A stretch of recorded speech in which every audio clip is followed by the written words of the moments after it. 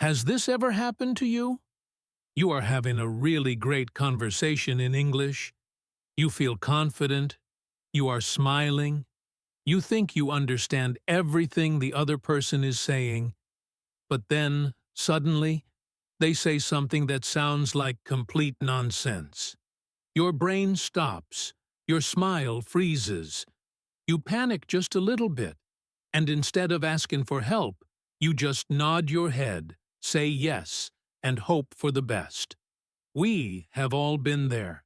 It is one of the most common feelings in the world for English learners. You are not alone. Welcome to English in Fluency. My name is Alex, and today we are going to fix this problem together.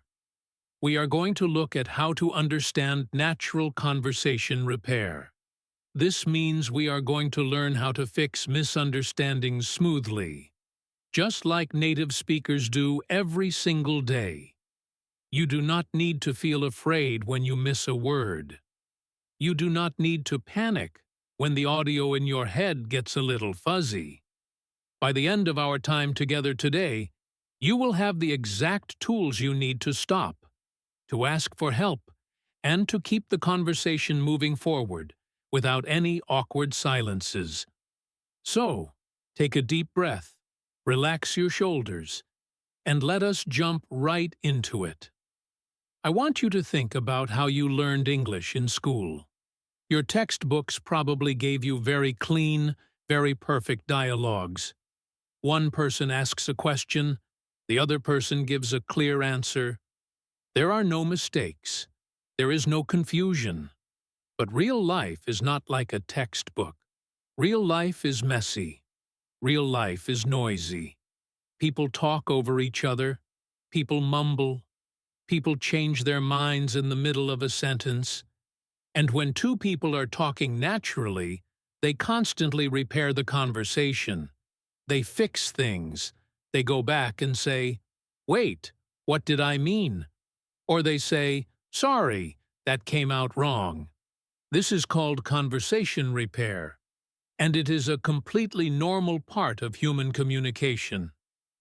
The problem for English learners is that when a conversation needs repair, you might not know the right words to use. You might think that asking someone to repeat themselves is rude. You might feel embarrassed, but I promise you, it is not rude at all. In fact, it shows that you are really listening and that you care about what the other person is saying. Let me tell you about a friend of mine named Maya. Maya moved to London about a year ago. Her English is solidly at a B1 level. She knows a lot of words. She can read books in English. But when she went to a busy coffee shop last week, she almost had a breakdown. She was ordering a coffee, and the barista, a guy named Liam, asked her a question. The coffee machine was roaring. Someone was vacuuming the floor, and Liam spoke very fast. He said something that sounded like, "Do you want room for cream?" But Maya thought he said, "Do you want a crazy dream?" She stood there, blinking, feeling her face get hot. She did not want to look silly. She did not want to hold up the line. So she just said, "Yes, sure." And you can imagine what happened next. Liam looked at her a bit strangely, but he handed her the coffee. She walked away confused and a little embarrassed. This did not happen because Maya's English is bad. It happened because she did not know how to naturally repair the conversation in that noisy moment.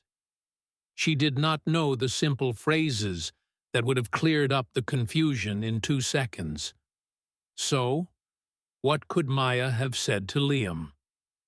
Let us look at the easiest, most natural way to ask someone to repeat something. You do not have to say, "Excuse me, I beg your pardon. Could you please repeat that?"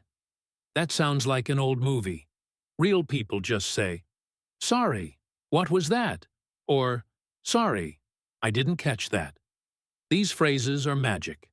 They are short, they are polite, and they tell the other person exactly what you need. If Maya had just looked at Liam and said, "Sorry, I didn't catch that," the whole situation would have been solved. Liam would have pointed to the cup and said, "Do you want room for cream?" And Maya would have understood. It is so simple, but it takes practice to make it feel natural. I want you to say this out loud right now, wherever you are. Just say, "Sorry, I didn't catch that." Say it softly. Say it like you are talking to a friend. Feel how easy it is to say. You do not need to shout it. You just need to say it with a friendly tone. Now, sometimes the problem is not that the room is noisy. Sometimes the problem is that the other person used a word you have never heard before. Imagine another situation. My friend Chloe was talking to her co-worker, a man named Sam. They were planning a weekend trip. Sam was very excited, and he was talking fast. He said, "We should definitely go to that new hiking trail. It is going to be epic, and we can just wing it when we get there." Chloe understood everything except the word epic and the phrase wing it. She stopped smiling. She started guessing. She thought epic might mean expensive. She thought wing it might mean flying. So in her head, she thought Sam wanted to do something expensive involving an airplane. She felt stressed because she did not have the money for an airplane trip. But instead of panicking, Chloe remembered her conversation repair tools. She used a brilliant phrase. She said, "Sorry, what do you mean by wing it?" This is one of the most powerful sentences you can learn at a B1 level. When you do not understand a specific word or phrase, do not ask the person to repeat the whole sentence. That wastes time. Just focus on the confusing part. You say, "What do you mean by," and then you say the word. What do you mean by epic? What do you mean by wing it? This makes you sound incredibly smart and engaged. Sam was happy to explain. He said, "Oh, wing it just means we do not make a strict plan. We just see what happens when we arrive." And suddenly, Chloe felt a huge wave of relief. It had nothing to do with airplanes. She could easily say, "Oh, okay, I love doing that." The conversation continued smoothly. No awkwardness, no embarrassment, just a quick question and a clear answer. I want you to practice this structure right now. Think of an English word you have heard recently that confused you. Maybe it was a slang word or a word from a movie. Now say out loud, "Sorry, what do you mean by?" and then say that word. Practice the rhythm of it. What do you mean by? What do you mean by? It flows so nicely. But what happens when you are the one who makes the mistake? What happens when you say the wrong thing and you see the other person looking confused? This is the other side of conversation repair. Self-correction. We all say the wrong word sometimes. Our brains work faster than our mouths. You might want to say Tuesday, but it comes out as Thursday. You might want to say you like a movie, but you accidentally say you hate it. When this happens, do not freeze. Do not start apologizing over and over again. Just fix it and move on. Native speakers do this constantly. They use little filler sounds to hold the space while their brain finds the right word. They say things like, "Wait, no," or "actually," or "I mean." Let us look at an example. Another friend of mine, Noah, was at a work meeting with his boss, a woman named Ella. Ella asked Noah how long a project would take. Noah wanted to say it would take 2 weeks, but he was nervous, and he said, "It will take 2 months." Ella's eyes got very wide. She looked shocked. Noah saw her face, and he immediately realized his mistake. He did not say, "Oh my goodness, I am so sorry. I am so stupid. Please forgive me." That would make things weird. Instead, Noah just said, "Wait, no, I meant 2 weeks. 2 weeks. That is it. Wait, no, I meant." This tiny phrase saved him. Ella laughed, relaxed her shoulders, and said, "Oh, 2 weeks. That is great." The mistake was forgotten in 3 seconds. The key here is that Noah did not make a big deal out of it. He just corrected the information. You can use this exact same technique when you are searching for a word and you accidentally say the wrong one. If you are talking about your car, but you accidentally say house, just say, "I was driving my, house." Wait, no, my car. It is completely normal. People's brains do this in every language in the world. So please, give yourself permission to make mistakes. Give yourself permission to correct yourself out loud. The more you do it, the more confident you will feel. Let us do a quick practice exercise together right now. I am going to say a sentence with a deliberate mistake, and I want you to use the phrase, "Wait, no. I meant to fix it out loud." Are you ready? Here is the sentence. I usually drink a cup of hot coffee right before I go to sleep. Pause this if you need to, but try to say the repair out loud. You should have said something like, "Wait, no, I meant tea," or "Wait, no, I meant in the morning." Do you hear how natural that sounds? You are just adjusting your own words, like a painter fixing a small drop of paint on a canvas. There is another type of misunderstanding that happens all the time. This is when the other person is just talking too fast. Sometimes people get excited, and their words all blend together into one long sound.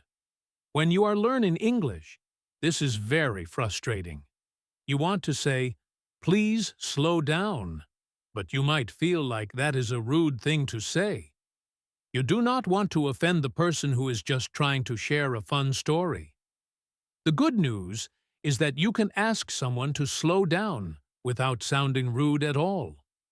The trick is to blame your own ears, not their mouth. Let us go back to the coffee shop with Maya and Liam. Imagine Liam started telling Maya a long, fast story about his weekend. Maya was trying to keep up, but he was speaking so quickly that she could not separate the words. She could use a great phrase here. She could say, "Sorry, my English is still getting better. Could you speak just a little bit slower?" Or she could say, "I really want to hear this story, but you are a bit too fast for me." Do you see what these phrases do? They complement the speaker. By saying, "I really want to hear this," you are showing that you are interested. You are just asking for a small adjustment so you can enjoy the story. Most people will slow down immediately, and they will not be offended at all. In fact, they will probably respect you for being honest about your level. I remember a time when I was learning a second language, and I was talking to a man who spoke incredibly fast. I used a phrase just like this. I said, "I am so sorry. I love your accent, but my brain needs an extra second to translate. Could we go a bit slower?" He actually laughed and said, "Oh, I am so sorry. I get excited, and I talk like a machine gun." After that, we had a wonderful conversation. He spoke slower, I understood everything, and we both felt comfortable. So please, remember this rule. Blame your ears, blame your brain, but do not blame their mouth. Say things like, "I am still learning," or "I am having a little trouble keeping up." These phrases are your best friends when the speed of the conversation gets out of control. Now, let us talk about something that happens at the end of a conversation. Sometimes, even after you ask for clarification, you are still not 100% sure what the person meant. But you are tired of asking questions. You just want to agree, and walk away. This is where a lot of big misunderstandings happen. You might agree to something you do not want to do, or you might agree to meet at a time you are not available. To prevent this, you need to use a summary check. This means you repeat the important information back to the person in your own words, just to make sure you got it right. Imagine Chloe and Sam are finishing their plan for the weekend. Sam says, "Okay, so we will leave at 8 in the morning. We will take the blue train, and we will meet David at the station." Chloe is not entirely sure if Sam said 8 or 18, and she is not sure if he said David or Daniel. Instead of just nodding and hoping for the best, Chloe does a quick summary check.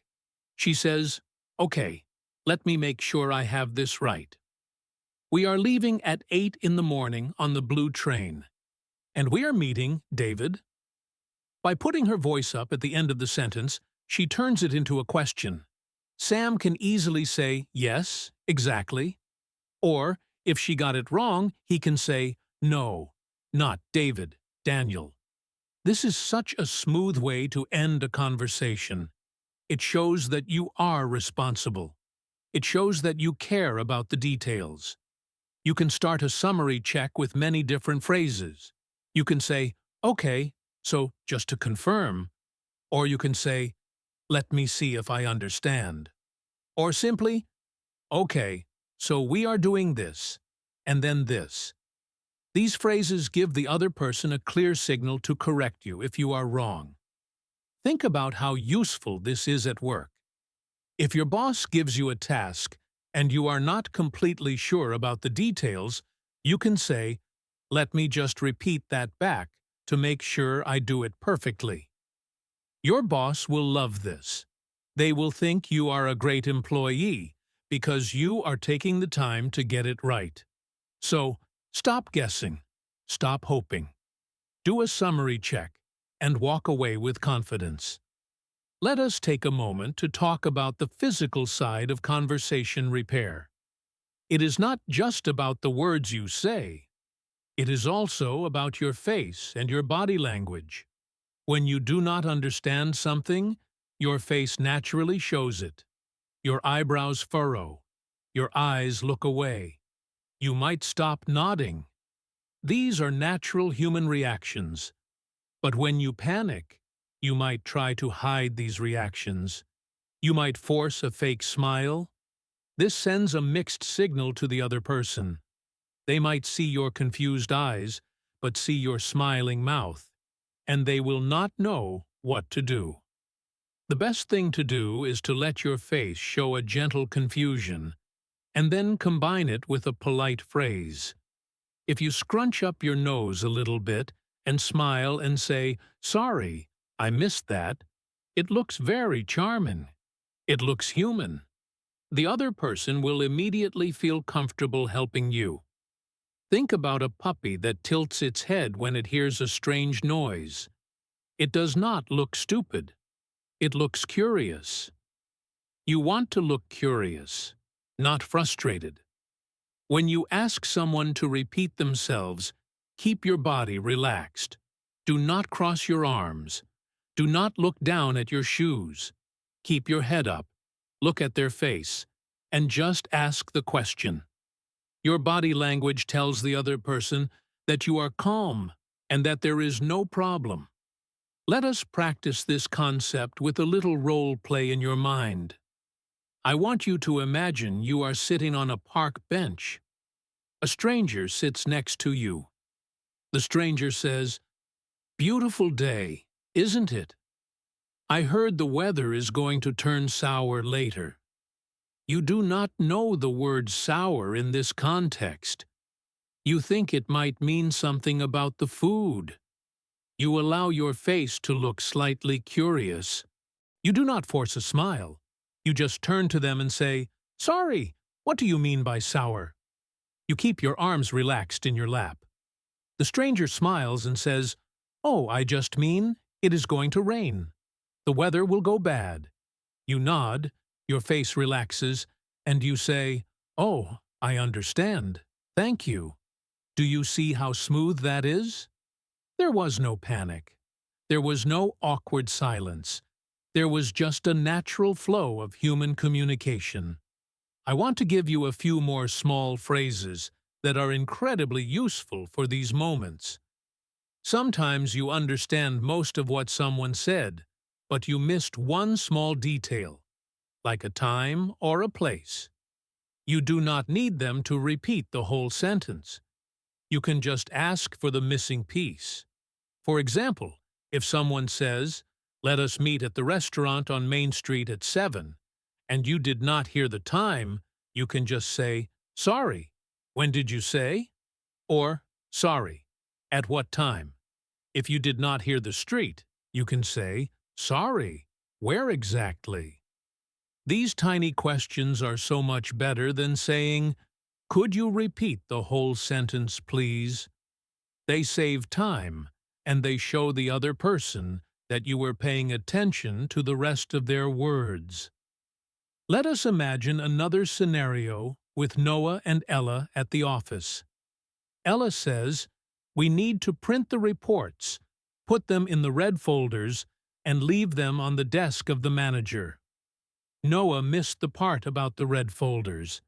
He does not need Ella to repeat everything, he just needs to know about the folders. So Noah says, "Sorry, which folders should I use?" Ella says, "The red ones on the shelf."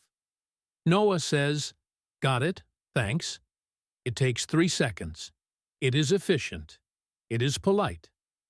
And Noah does not feel embarrassed because he only asked about the specific thing he missed. I want you to try this in your head right now.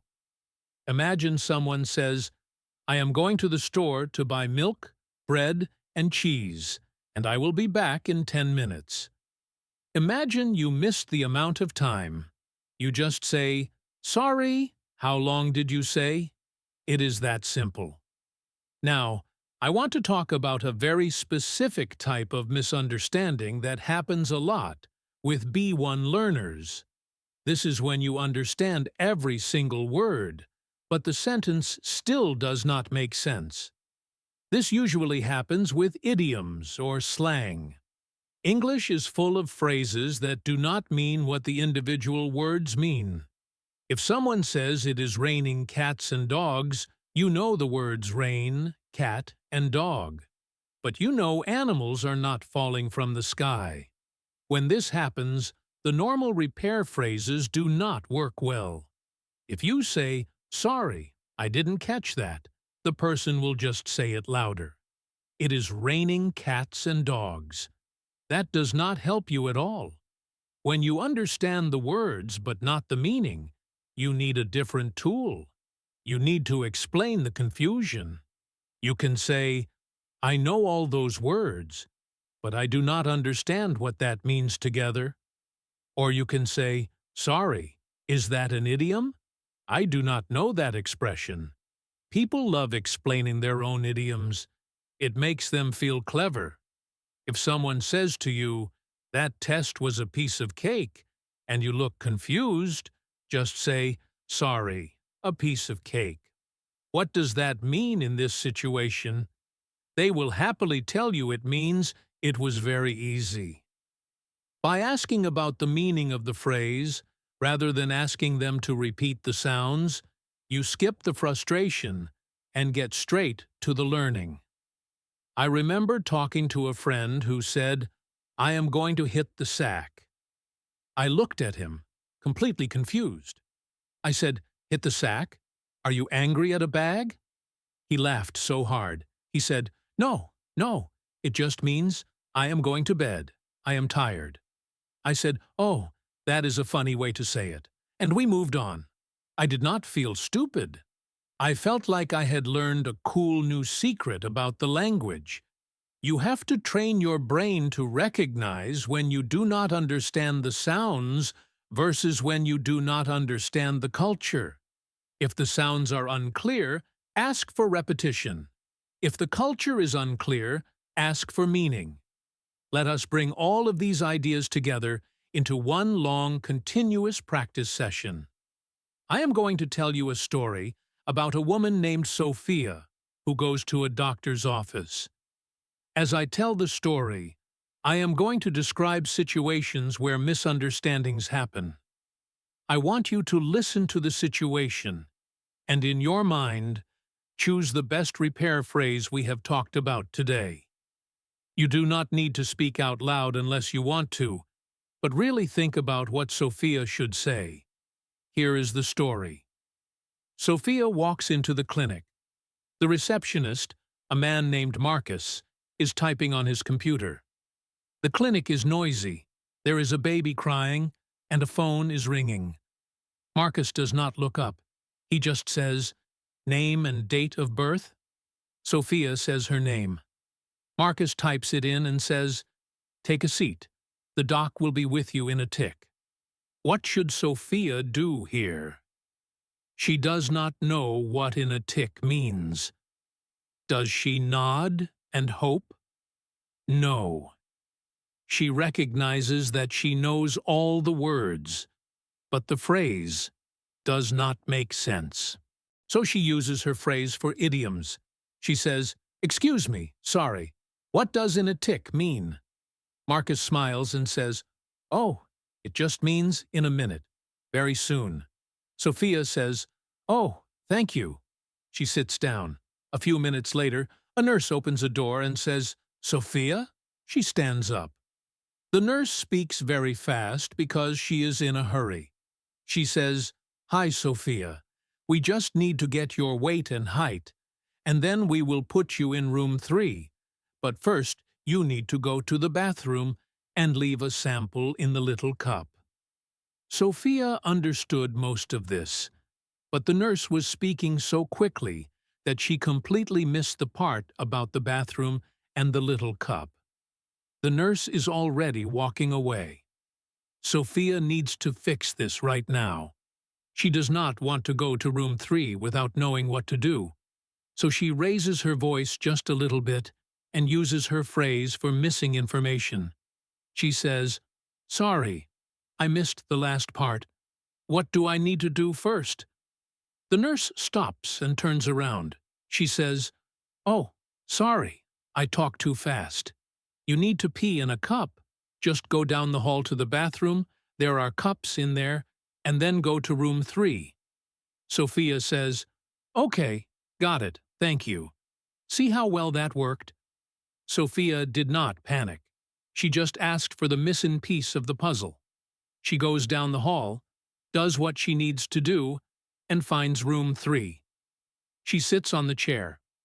The doctor comes in. The doctor is an older woman named Dr. Patel. Dr. Patel says, "Hello, Sophia. What seems to be the problem today?" Sophia says, "I have had a bad headache for 3 days." Dr. Patel nods and says, "Okay, any other symptoms? Are you feeling under the weather?" Sophia knows the words feeling, under, the, and weather. But she knows this is not a question about the actual weather outside. She knows this is an idiom, so she uses her idiom repair phrase. She says, "Sorry, what does under the weather mean exactly?" Dr. Patel gives a warm smile and says, "It just means, do you feel sick? Do you feel like you have a cold or a fever?" Sophia says, "Oh, yes, I understand. Yes, I feel a little sick." Dr. Patel then starts explaining something about a prescription. She says, "You need to take this medication, but you have to be careful. You cannot take it on an empty stomach, and you absolutely cannot mix it with alcohol, or you will be driving the porcelain bus." Sophia understands the part about the empty stomach and the alcohol. That makes sense. But driving the porcelain bus makes no sense. She knows she is not going to drive a bus. She knows porcelain is a type of material, like a toilet. But she is not sure. She decides she must ask, because this seems like an important warning. She says, "Excuse me, Dr. Patel, I understand the first part. But what does driving the porcelain bus mean?" Dr. Patel laughs gently and says, "Oh, I am sorry. That is a silly slang term. It just means vomiting, being sick to your stomach. If you mix this pill with alcohol, you will be very sick. Sophia says, "Oh, I am so glad I asked. I will definitely not mix it with alcohol."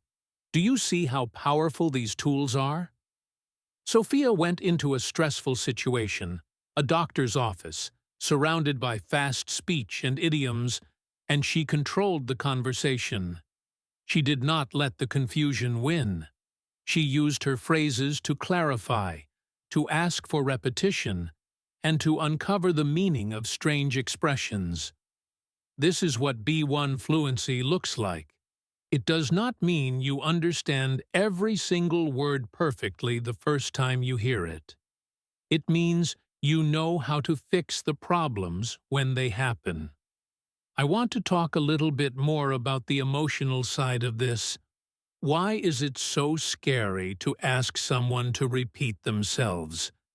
For many learners, there is a deep fear of judgment. You might think that if you ask someone to repeat themselves, they will think your English is terrible. You might think they will be annoyed. You might think they will look down on you. I need you to let go of this fear right now. I need you to understand that miscommunication is a two-way street. If someone is speaking to you, they have a goal. They want you to understand their message. That is the whole point of talking. If you do not understand, they have failed to deliver their message. When you ask for clarification, you are helping them achieve their goal. You are being a good listener. You are being an active participant in the conversation. Think about it from your own perspective. If you are speaking your native language and you tell a story to a friend and they look confused, do you get angry at them? No. You want to explain it better. You want them to get the joke or understand the point. It is the exact same thing for English speakers. Sometimes you will encounter a person who is genuinely impatient. They might sigh or roll their eyes when you ask them to repeat something. If this happens, I want you to remember that their reaction is about them, not about you. They might be having a bad day. They might be stressed about something else. It does not mean your English is bad. It means they have poor manners. In these rare cases, you can just smile and say, "Sorry, it is just a bit noisy in here." This gently reminds them that the environment might be the problem, not your ears. Or you can just say, "I am still learning. Thank you for your patience."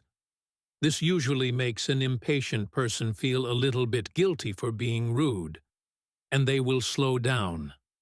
But please believe me, 99% of people in the world are kind. They want to help you. They are happy to repeat themselves. They are flattered that you are trying to learn their language. When you walk into a conversation with the assumption that the other person is your friend, not your judge, your whole body language changes. You relax. You breathe. You make eye contact. And when you relax, your brain actually processes the English sounds much better. Fear creates a block in your brain. It stops you from hearing clearly. When you remove the fear, the hearing becomes easier. Let us do one more deep practice exercise to build this confidence. I am going to describe a situation, and I want you to imagine exactly what you would say and do. Picture this. You are at a party at a friend's house. The music is playing. There are a lot of people talking. You are standing near the snack table. A person you have never met before walks up to you. They smile and say, "Hey, I am Daniel. Are you friends with the host?" You say, "Yes, I know him from work." Daniel nods and says, "Cool, cool. So, what do you think of the spread?" You look at Daniel. You have no idea what he means by the spread. You look at the table. There is cheese, There are crackers. There is fruit. Is the spread the tablecloth? Is it a specific type of food? You feel a little bit of panic rising in your chest because the music is loud and you do not want to look foolish in front of this new person. But then you remember Alex telling you to stay calm. You remember to use your idiom phrase. You keep your body relaxed. You give a small, curious smile, and you say, "Sorry, what does the spread mean?" Daniel smiles and gestures to the table. He says, "Oh, sorry, I just mean the food, the snacks, the spread of food." You laugh lightly and say, "Oh, I understand. Yes, the food looks great. I love the cheese." Daniel says, "Me too. Anyway, I heard the host is moving to Chicago next month." You are shocked. Your friend is moving to Chicago? You did not know this. You are not sure if Daniel said Chicago or something else. The music gets louder right at that moment. You need to verify this information. You use your summary check. You look at Daniel and say, "Wait, did you say he is moving to Chicago?" Daniel says, "Yeah, Chicago. He got a new job there." You say, "Wow, I had no idea. That is crazy." Notice how you took control of the conversation. You fixed the idiom confusion. You verified the shocking news. You did not just stand there nodding and smiling like a robot. You were a real human being having a real interaction. This is the goal of English in Fluency. It is not about being perfect. It is about being connected. Now, there is something else we need to talk about. Something that nobody really teaches you in school, but that happens every single day in real English conversations. We talked about fixing misunderstandings when you miss a word, or when someone uses an idiom. But what happens when you understand every single word? You hear everything perfectly, but you still disagree with what the person is saying? Or what happens when you realize halfway through a conversation that you have been talking about completely different things? This is a different kind of repair. This is not about fixing the words. This is about fixing the meaning. And honestly, this is where most English learners feel the most stress. Because now you are not just asking for help. You are actually pushing back a little bit. You are steering the conversation in a new direction. And that takes courage. But I promise you, once you learn how to do this smoothly, you will feel like a completely different English speaker. You will feel powerful. You will feel in control. I want to tell you about a situation that happened to a woman named Rachel. Rachel was at a dinner party at her friend's apartment. She was sitting next to a man named Kevin. Kevin was telling a long story about a trip he took to the mountains. He was very animated. He was using his hands a lot. He was talking about how he climbed this huge mountain and how it was the hardest thing he had ever done in his life. Rachel was listening carefully. She understood all the words. But then Kevin said something that made her stop.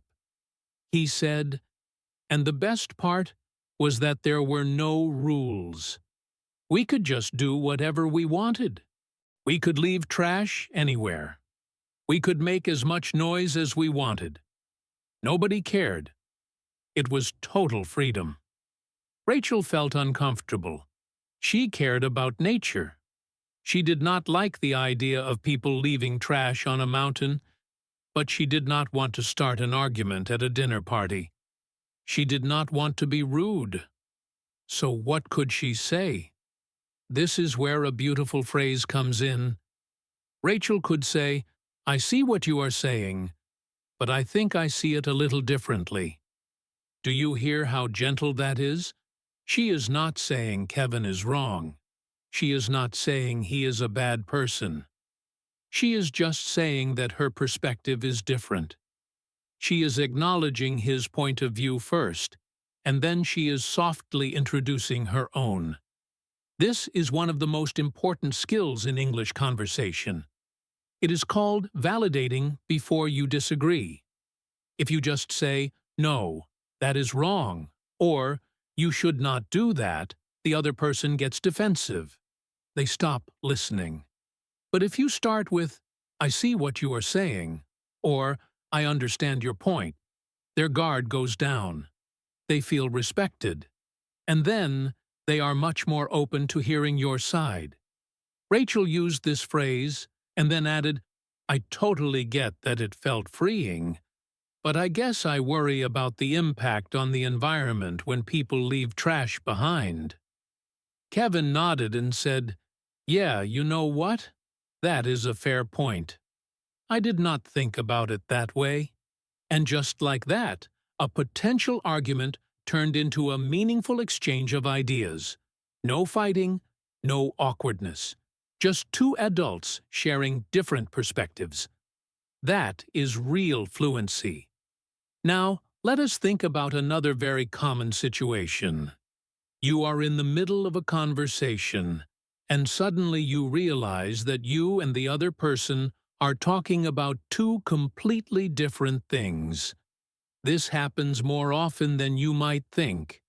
It usually starts with a small assumption that is slightly wrong, and then the conversation builds on that wrong assumption for 5 minutes until someone finally notices. Let me give you an example. A man named Oliver was talking to his neighbor, a woman named Grace. Oliver said, "I am so excited about the event this weekend." Grace said, "Me too. I have been looking forward to it for months." Oliver said, "I cannot wait to see the band play. I heard they are amazing live." Grace said, "The band? I thought this was a food festival." "I was excited to try the new restaurants." They both stopped and looked at each other. They had been talking for 3 minutes about the same event, but in their minds, they were picturing two completely different things. When this happens, it can feel really funny, but it can also feel a little embarrassing. You might think, "Oh no, I have been talking about the wrong thing this whole time. I sound stupid." But the truth is, this happens to native speakers all the time. It is a normal part of communication. The key is how you handle the moment of discovery. You do not need to get flustered. You do not need to apologize profusely. You can just laugh it off and clarify. Oliver could have said, "Oh, wait, hold on. Are we talking about the same event? I thought you meant the concert in the park." Grace could have said, "Oh my goodness, no. I am talking about the food festival downtown." They could have both laughed and said, "Well, we are definitely not on the same page." That phrase, "not on the same page," is a perfect idiom for this exact situation. When two people are not on the same page, it means they are not thinking about the same thing, or they do not share the same understanding. You can use this phrase to smoothly acknowledge the mix-up. You can say, "I think we might not be on the same page. Let me check. Are you talking about the concert or the food festival?" This is incredibly natural. It shows that you are paying attention. It shows that you caught the inconsistency, and it gives the other person a chance to explain what they actually meant without anyone feeling blamed or embarrassed. So the next time you are in a conversation and something starts to feel a little off, trust that feeling. Stop. Ask a quick question. Say, "Wait, I think we might be talking about different things. What exactly did you mean by that?" It will save you so much time and confusion. I also want to talk about something that is very specific to phone calls and video chats. When you are talking to someone face to face, you have so many clues to help you understand. You can see their lips moving. You can see their hands gesturing. You can see their facial expressions. All of these things help your brain fill in the gaps when you miss a word. But when you are on the phone, all of that is gone. You only have the voice. And if the connection is bad, or if the other person has their phone on speaker, the voice might sound muffled or distant. This is incredibly challenging for English learners. Even native speakers struggle with bad phone connections. So you need a special set of repair phrases for phone conversations. Let us imagine a young woman named Lily is on the phone with her landlord, a man named Richard. Richard is calling to tell her about some repairs that need to be done in her apartment. Richard has a thick accent, and he is speaking quickly because he is driving. He says, "Hi, Lily, just calling to let you know that the plumber is coming on Tuesday to fix the geyser in the bathroom." Lily has no idea what a geyser is. She knows the word plumber. She knows Tuesday. But geyser is a mystery. And because she is on the phone, she cannot see Richard's face or his hands to give her context clues.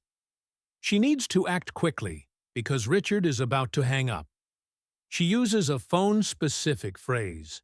She says, "Sorry, Richard, the connection is not great. Did you say the plumber is coming to fix the heater?" She is taking a guess based on context. She knows it is something in the bathroom that needs fixing, and heater seems reasonable. Richard says, "No, not the heater, the geyser. It is the hot water tank." Lily says, "Oh, the hot water tank. Got it? Thank you." Do you see what Lily did there? She blamed the connection. She said the connection is not great. This is the best excuse in the world for phone conversations. Nobody can argue with a bad connection. It is not your English that is the problem. It is the phone. It is the technology. By saying the connection is bad, you give yourself permission to ask for repetition without feeling insecure. You can also say, "Sorry, you are breaking up a little. Could you say that again?" Breaking up is a common phrase for when a phone signal is bad and the voice cuts in and out. Even if the connection is perfectly fine, you can still say this. It is a gentle, socially acceptable way to buy yourself a few extra seconds to process what the person said. And if you want to take a guess, like Lily did, you can say, "Sorry, the line is fuzzy. Did you say the heater?" This shows the person that you are trying to understand, and it narrows down the possibilities very quickly. Now let us talk about group conversations. This is where a lot of English learners feel completely invisible. You are sitting with 3 or 4 people. Everyone is talking. The topic is changing rapidly. People are laughing, and you are just sitting there smiling and nodding. You might catch half of what is being said, but before you can process it, the conversation has already moved on to something else. Group conversations are fast. They are chaotic. And repairing a misunderstanding in a group is very different from repairing one in a one-on-one conversation. You cannot stop the whole group and say, "Excuse me, what did you mean by that?" The flow of the conversation is too strong for that. You have to be more subtle. Let me paint a picture for you. A man named Ethan is at a pub with 3 of his co-workers.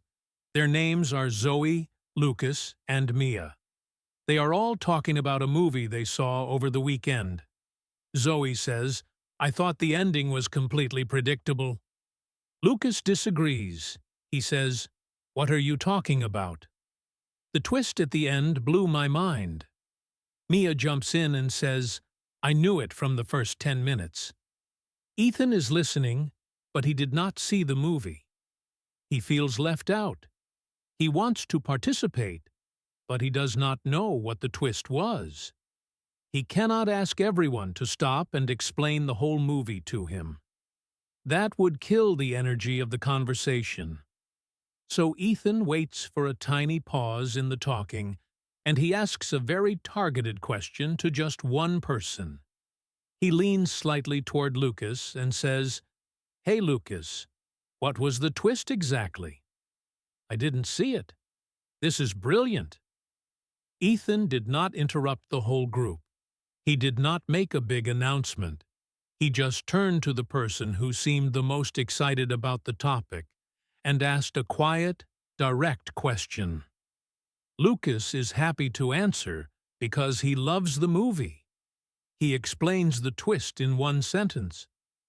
Zoe and Mia keep chatting with each other. The group energy does not die.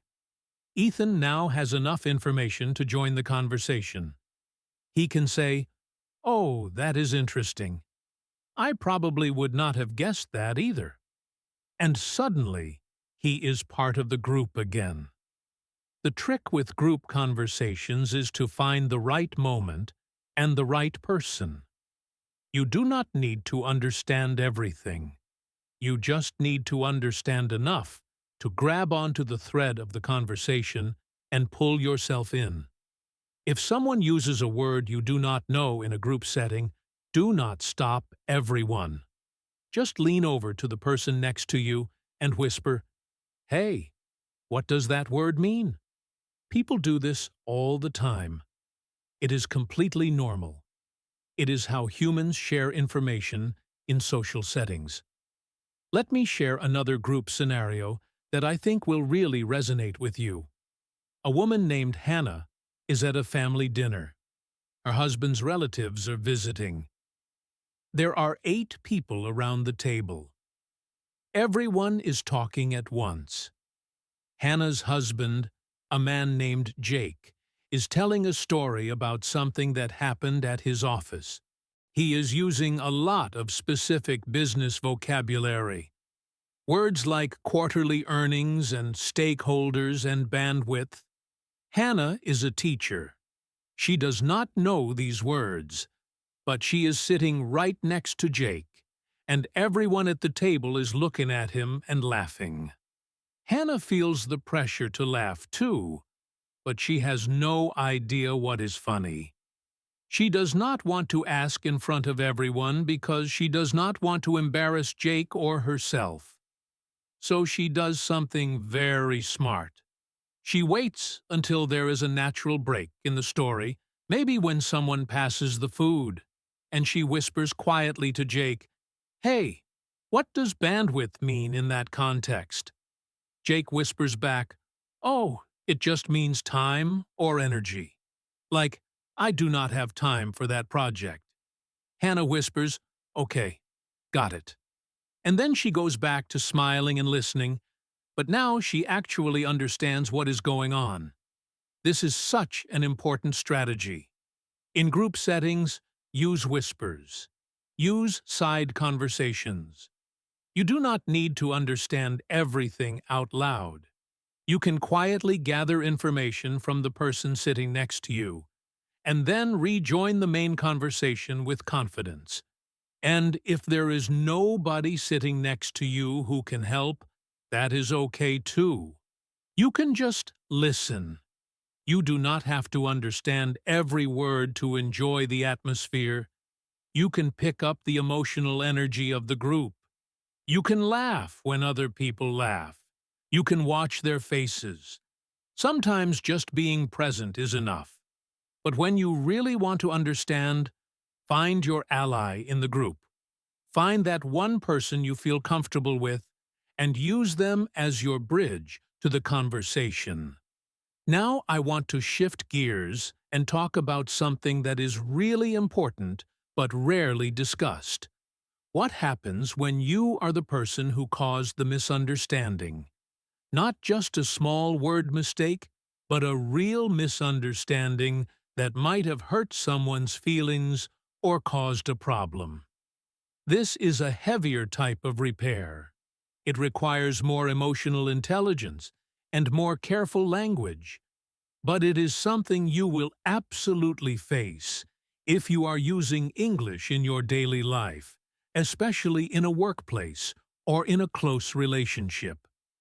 Let me tell you about a situation involving a man named Nathan and his colleague, a woman named Priya.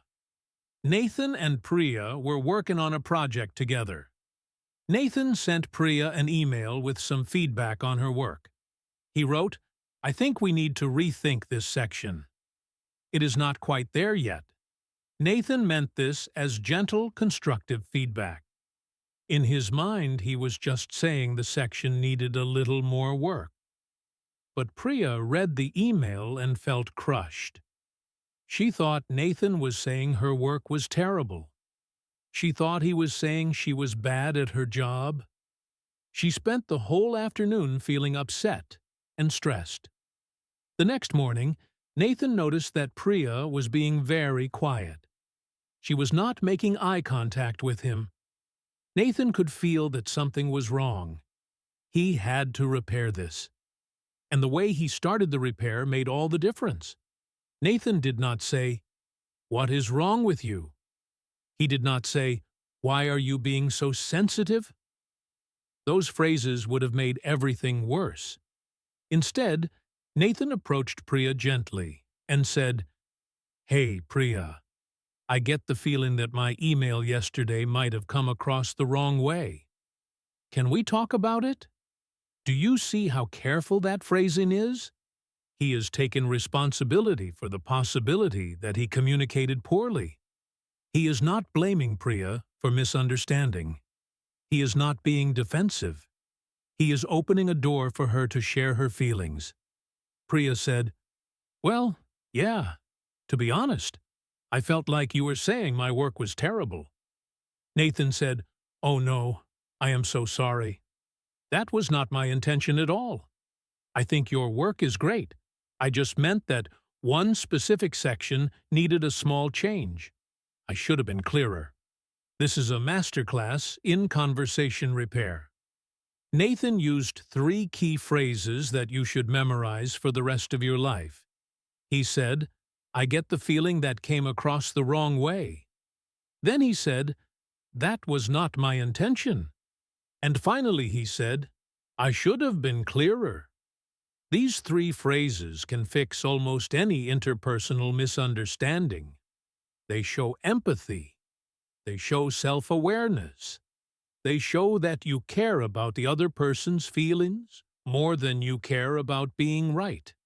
And the beautiful thing about these phrases is that they do not require perfect grammar or advanced vocabulary. They are simple. They are honest. They are human. You can use these phrases in so many different situations. If you tell a joke and nobody laughs, and you realize the joke was inappropriate, you can say, "I think that came out wrong.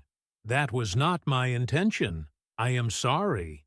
If you accidentally interrupt someone and they look annoyed, you can say, "Sorry, I should have let you finish. That was rude of me." If you give someone directions and they get lost, you can say, "I think I explained that badly. Let me try again." The point is, when you take ownership of the miscommunication, the other person almost always softens. Their anger fades. Their defensiveness melts away. Because we are all human. We all make mistakes. And when someone admits their mistakes sincerely, it is very hard to stay mad at them.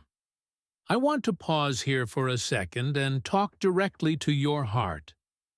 I know that some of you listening to this have had experiences where you said the wrong thing in English, and it felt devastating. Maybe you were at a job interview, and you said something awkward. Maybe you were on a date, and you used the wrong word, and the person laughed at you.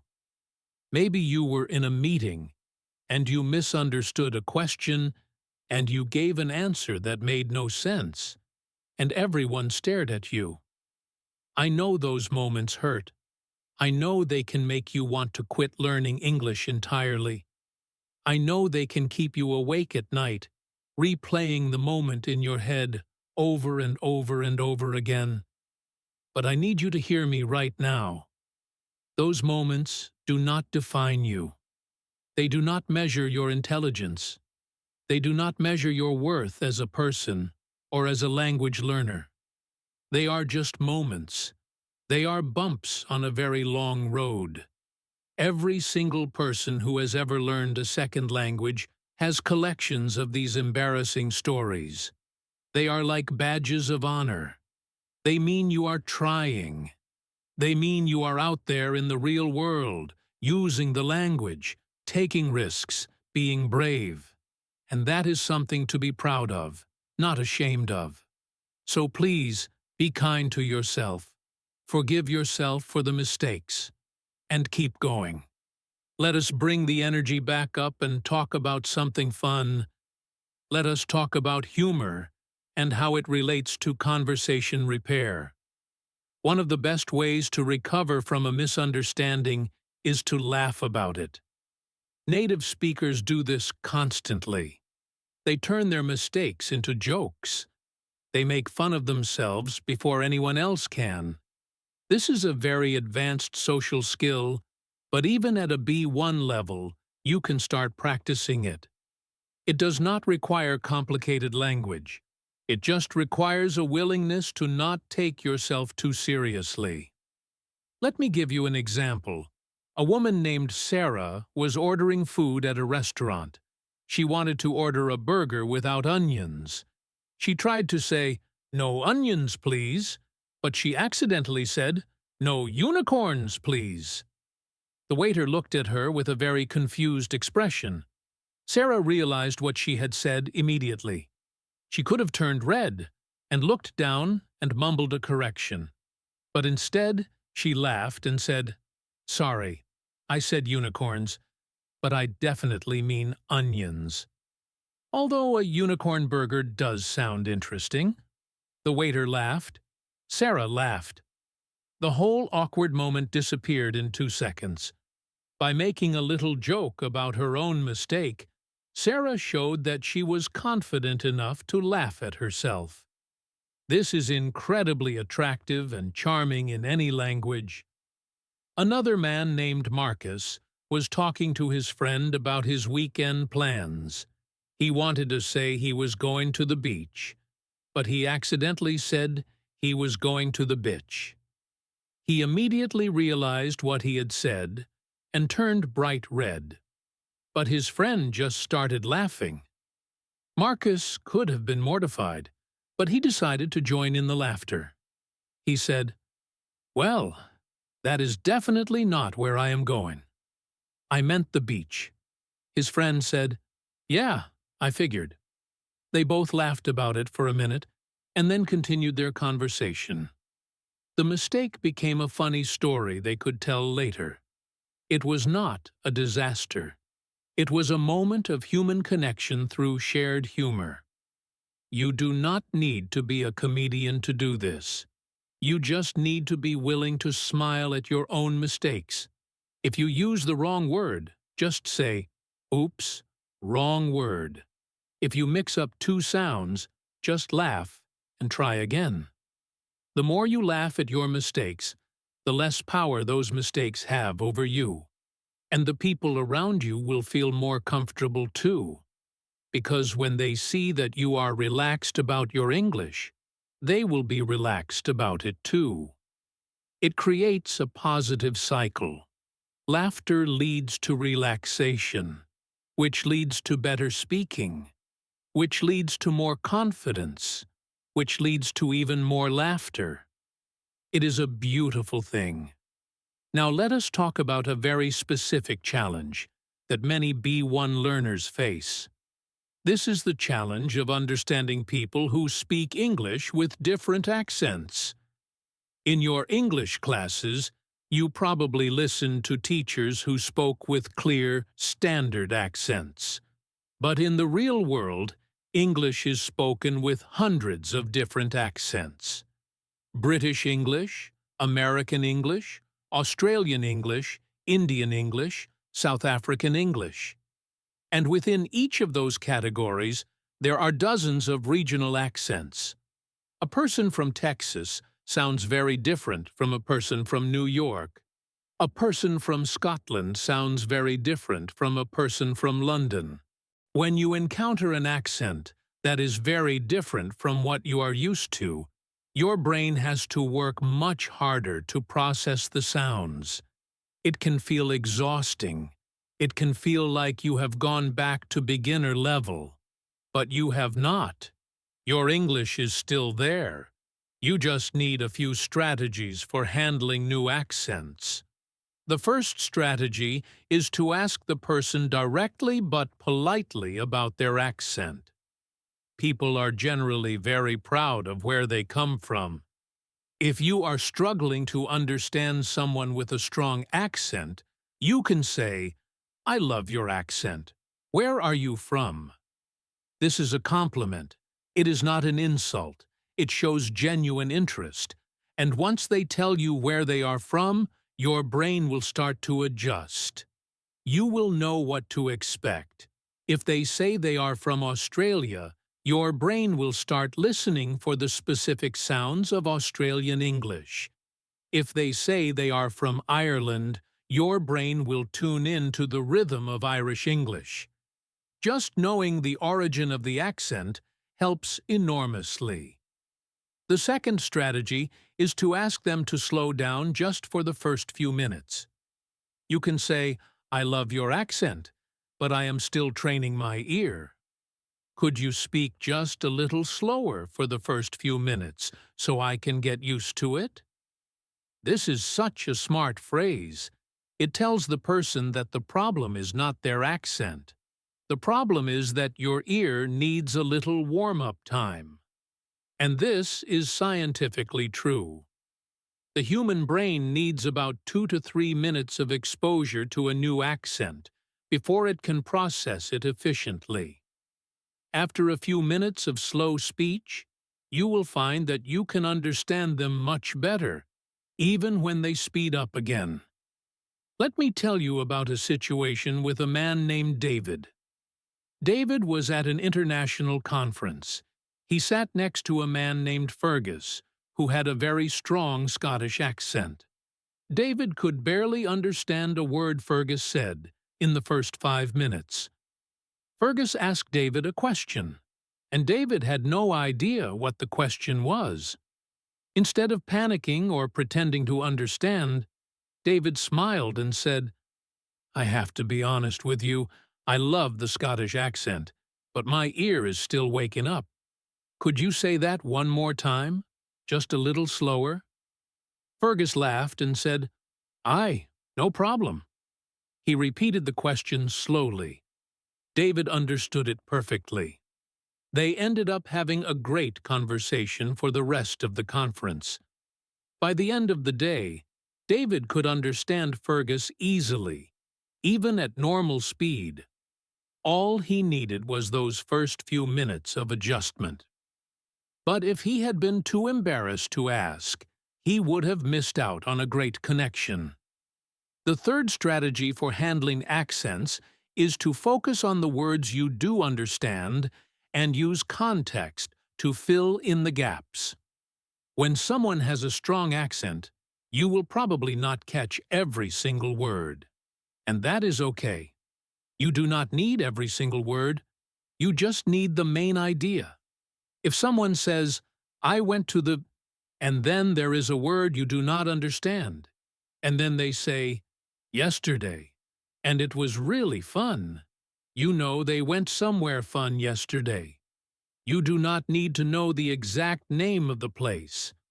Let go of the need for 100% comprehension. Aim for 70 or 80%, and let your brain do the rest.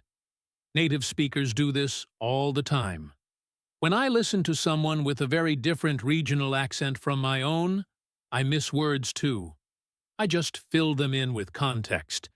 It is a natural human ability. Trust it. Let us move on to another really important topic: text messages and written communication.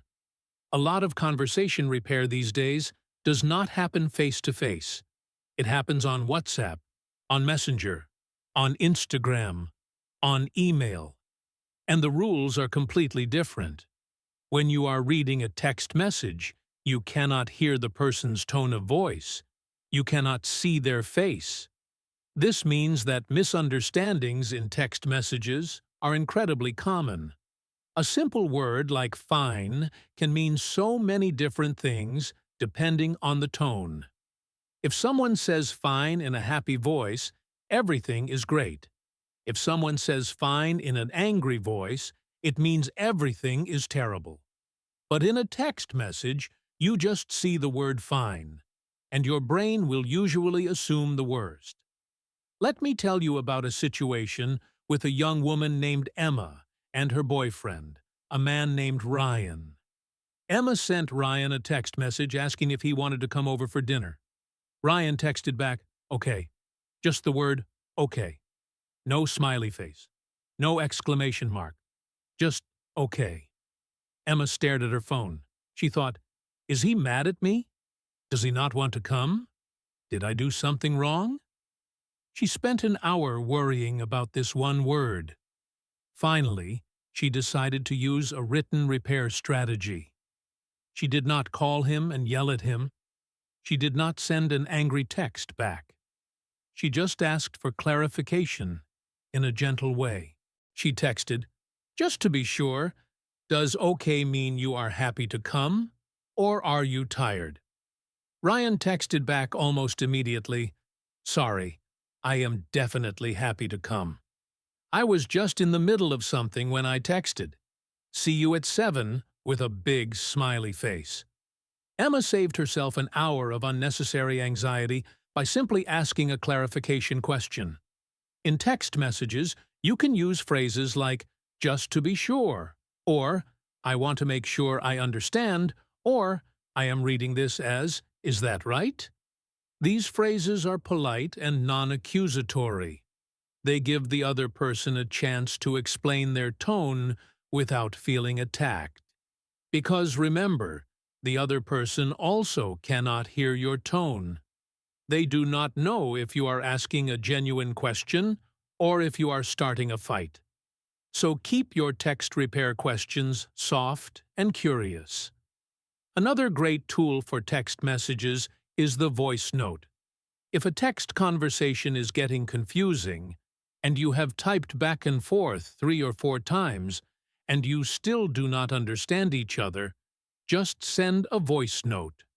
A voice note is a short audio recording that you send in the chat. You can say, "Hey, I think we are getting confused over text. Let me just send a quick voice note to explain what I mean." Voice notes are amazing because they bring tone of voice back into the conversation. The other person can hear your friendly tone. They can hear that you are not angry. They can hear that you are just trying to clarify. And you can ask them to send a voice note back. This simple switch from text to audio can solve a misunderstanding in 30 seconds that might have taken 30 minutes of typing to fix. Let us talk about email repair now, because this is a slightly different skill. Emails are more formal than text messages.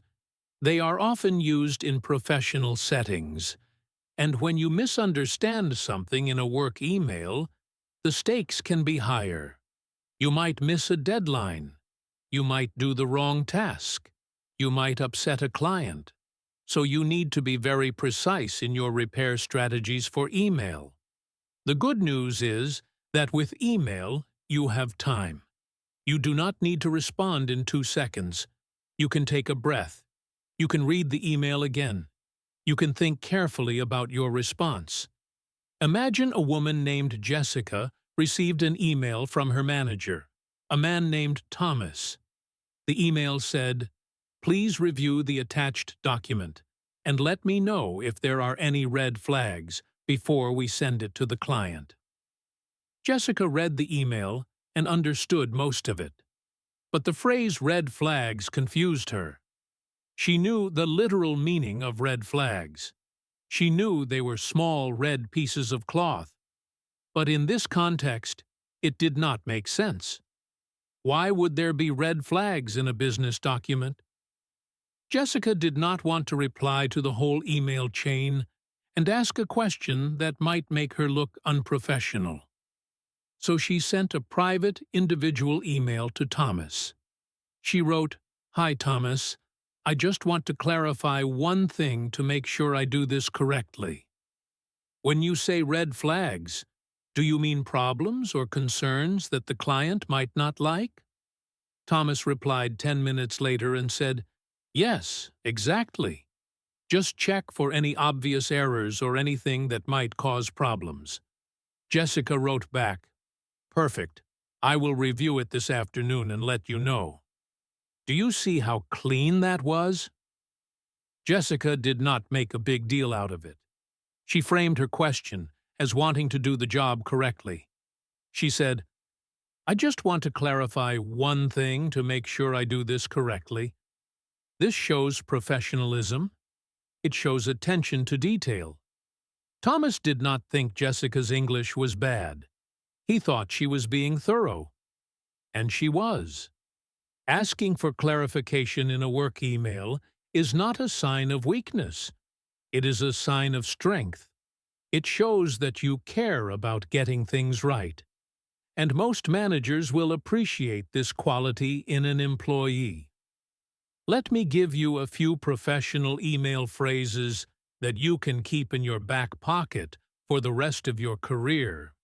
When you do not understand something, you can write, "Could you please clarify what you mean by," and then put the confusing phrase.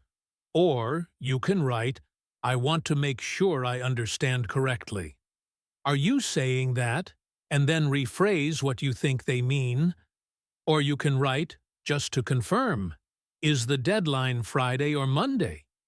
These phrases are clear, they are polite, and they get you the information you need without any unnecessary back and forth.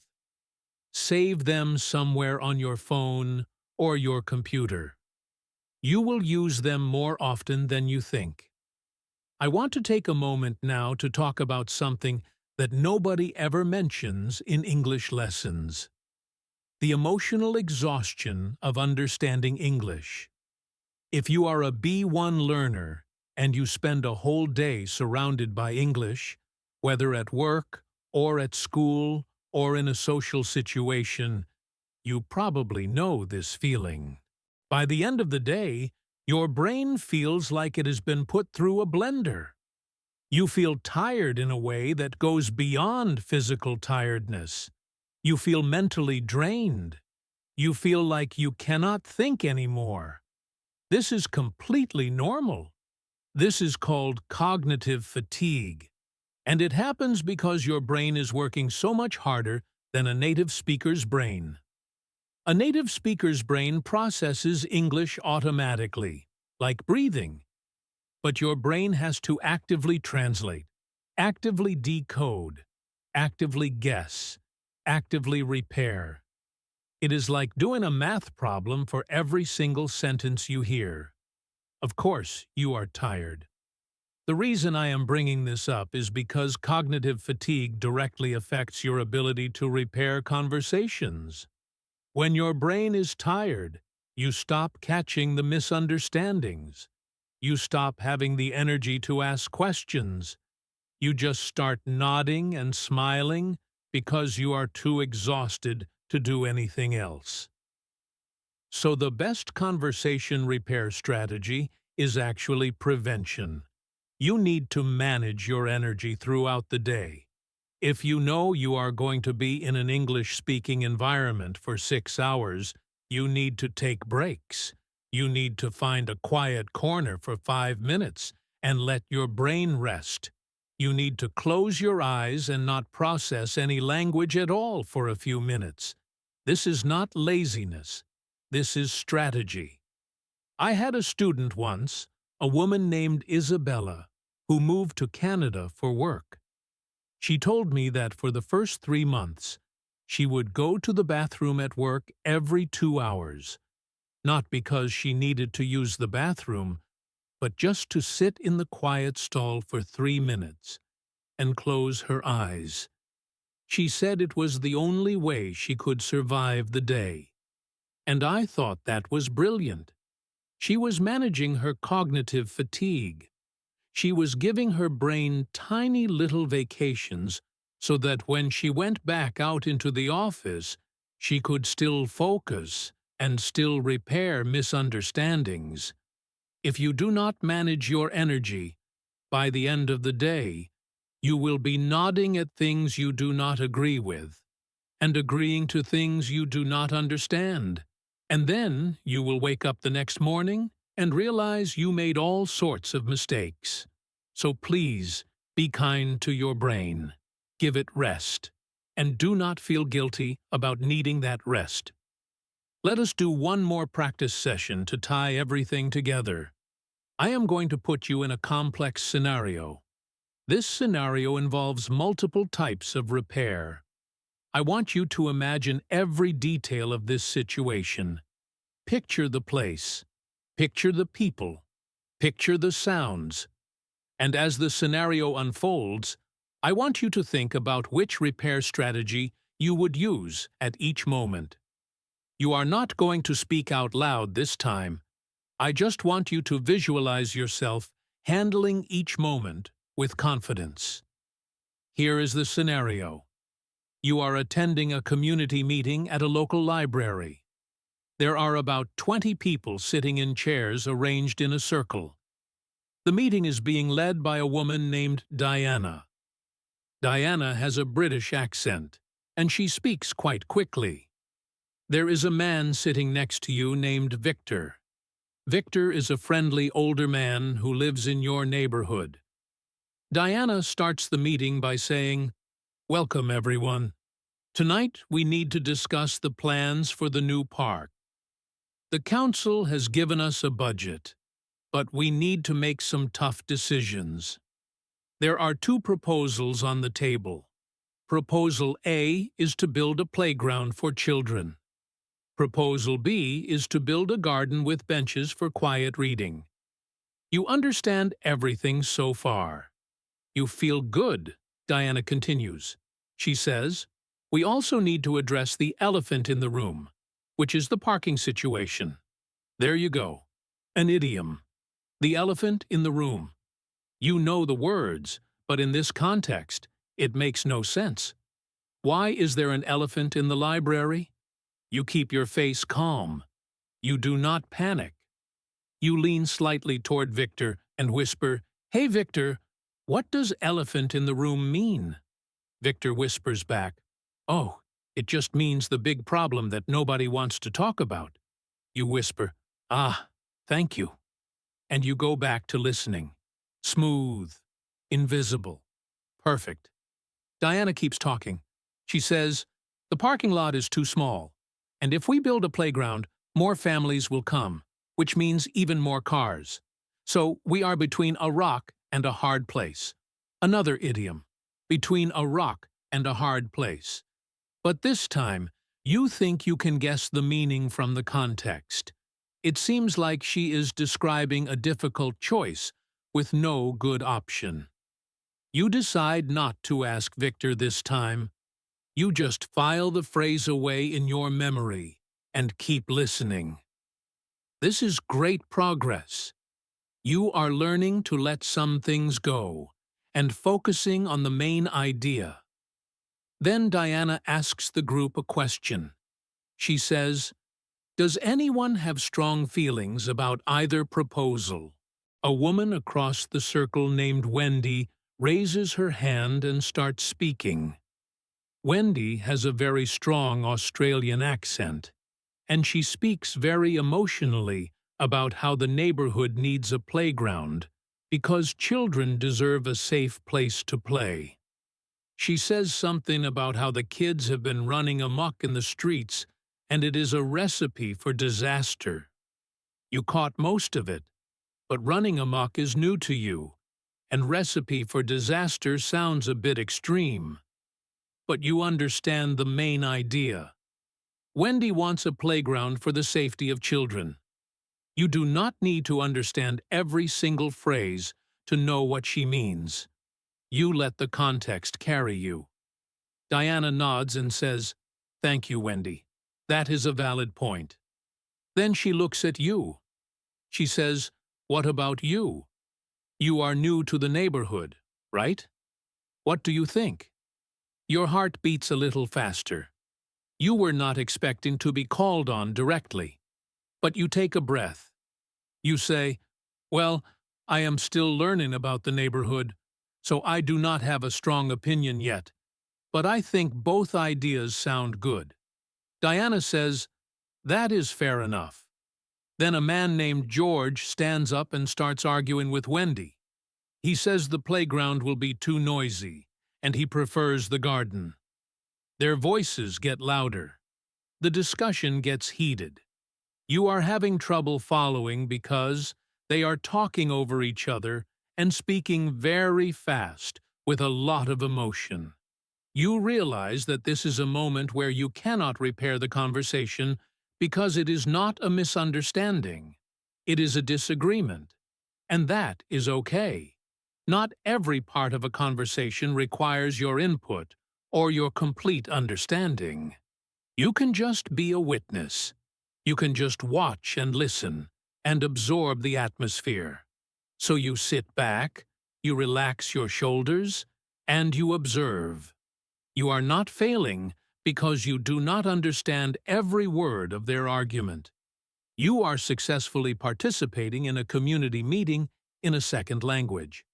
And that is something to celebrate. After a few minutes, Diana calms everyone down. She says, "Okay, let us not go down that rabbit hole." Another idiom. But this time, you understand it from the context.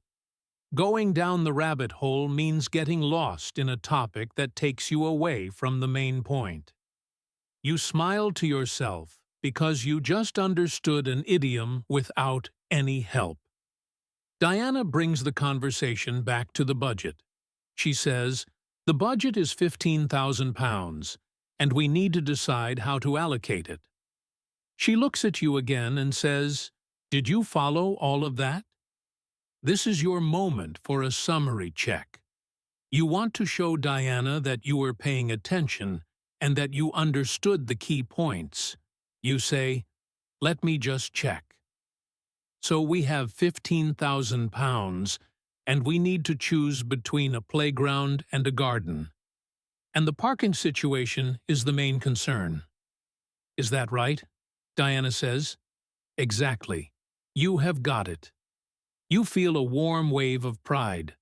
You just summarized a complex discussion in your second language, and you got it right. After the meeting ends, people start standing up and chatting in small groups.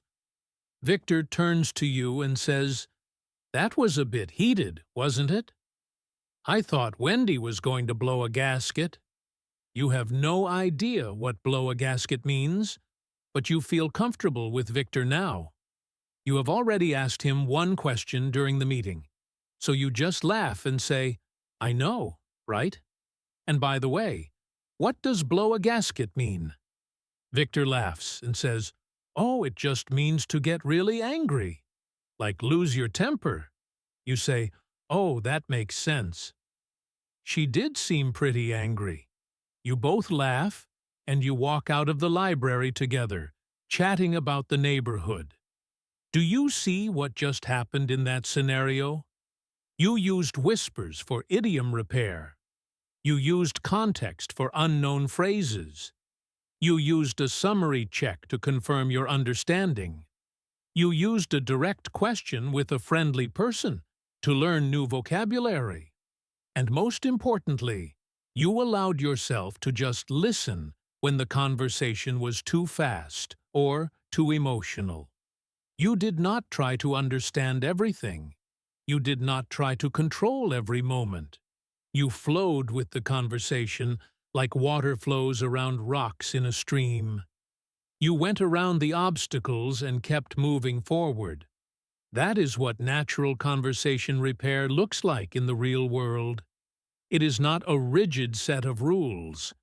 It is a flexible toolkit that you can reach into whenever you need a specific tool. Now, there are a few more pieces of the puzzle I want to give you. These are the small, subtle things that tie everything together. These are the details that will take you from sounding like someone who has studied English to sounding like someone who lives in English. The first thing I want to talk about is silence. Yes, silence. This might sound strange, but one of the most powerful tools in conversation repair is knowing when to be quiet.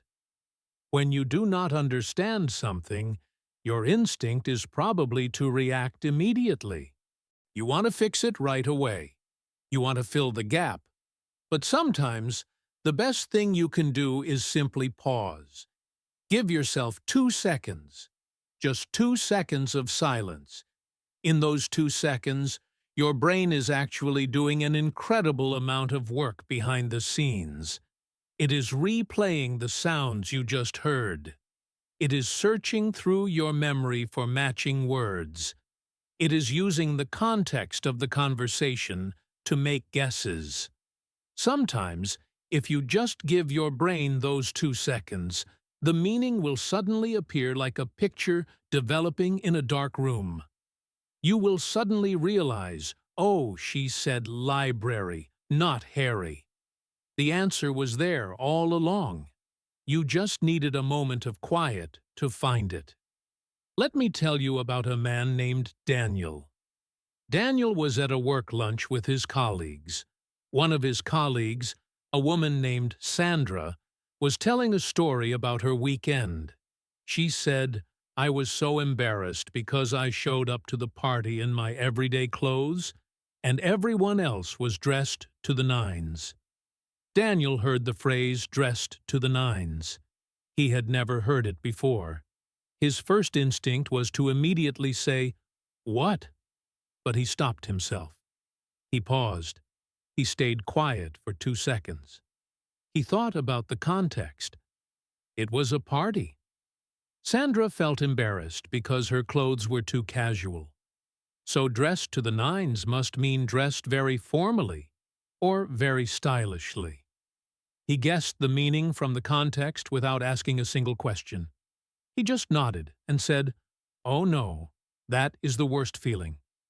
Sandra continued her story, and Daniel felt a quiet sense of victory. He used silence as a tool, and it worked. Now, I need to be very clear about something. Silence is a great tool when you think you can figure out the meaning from context. But it is a terrible tool when you are completely lost. If you do not understand anything, do not just sit in silence and hope for the best. That is when you need to use your phrases. The skill is in knowing the difference. Ask yourself, do I understand most of this and just missed one word? If yes, pause and guess. Do I understand nothing and feel completely lost? If yes, speak up and ask. This ability to judge the situation quickly is what separates a beginner from a confident intermediate learner. And the only way to develop this judgment is through practice. You have to get out there and have conversations and test your instincts. Sometimes your instincts will be right, and sometimes they will be wrong.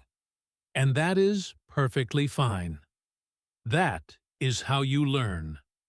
The next thing I want to talk about is something I call the echo technique. This is a very simple but incredibly effective way to confirm that you heard something correctly without using a long, formal sentence. The echo technique means you just repeat the last few words of what the other person said, but you raise your voice at the end to turn it into a question. This is so natural that native speakers do it without even thinking about it. Let me give you an example.